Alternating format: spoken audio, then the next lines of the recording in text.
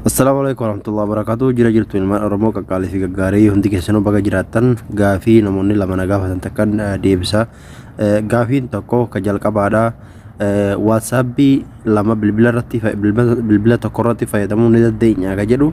WhatsAppii lama miti 12 fayyadamuu dandeessa. Garuu akkaataan itti fayyadamtu wanni beekuu qabdan karaa gabaabaa bilbila sana irratti WhatsAppiin itti fayyadamtu lakkoofsa garaagaraa qabaannaan lakkoofsa gosa adda addaatiin WhatsAppii haga feete fayyadamuu dandeessa. Garuu gonkumaa lakkoofsa tokko WhatsAppii lama fayyadamuu hin danda'amu yoo control gootee ta'e malee lakkoofsa lama asirrattis bantee achirrattis bantee fayyadamuudhaaf inuma hin danda'amu jechaadha.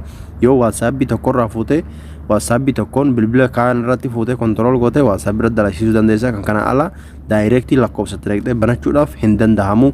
Tokko bannaan ka biraarra yoo banamee jiraate kan ni cufa jechaadha kuni sistema WhatsAppiti. Kalammataa obboleettiin kee takka kana gaafatte wifi fi password nu jala jijjiiranii akkamitti arganna password isaanii karaa gabaabaa salphaa ta'een na hordofaa sanirratti dhiyeessu kallattumaa wifi fi keessa seenaa. Erga wifi fi keessa seenne bakka wifi fi mee ammaaf naan baane dhiifama garas bakka xiqqoo wifi fi naabootti hin baha. Kidoo fakkeenyaaf amma wifi fi kun irra baheera setting isaa kana keessa irra cuqaafna. Erga setting cuqaafne bakka tan argaa jirtanii bakka tan asirratti cuqaafna jecha.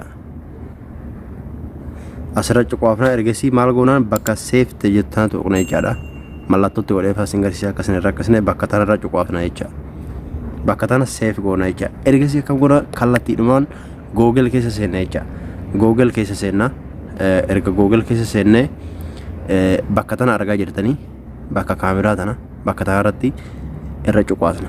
Erga bakka tana cuqaasne direct maal nuuf fidan waan tana nuuf fide jecha. Kunoo bakka tana argaa jirtan kasalatti save goona san bakkatti seera cuqaasna jecha. Kallattiin bakkatti seera yogaa cuqaafne harka keenyan waa tana irra xiqqoo akkaana sirreessina jecha. Akkaana sirreessina. Maal si baasa ol buttaas jalatti xiqqoo takka xiqqoo takka akka password isaa san akka nu baasu jecha.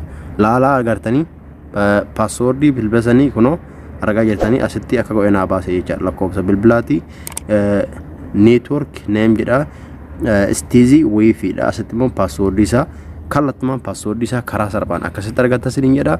Galatoomaatti fayyadamaa share walii godha. Sagalee hedduu sinit dhiyeessee jira. Galatooma.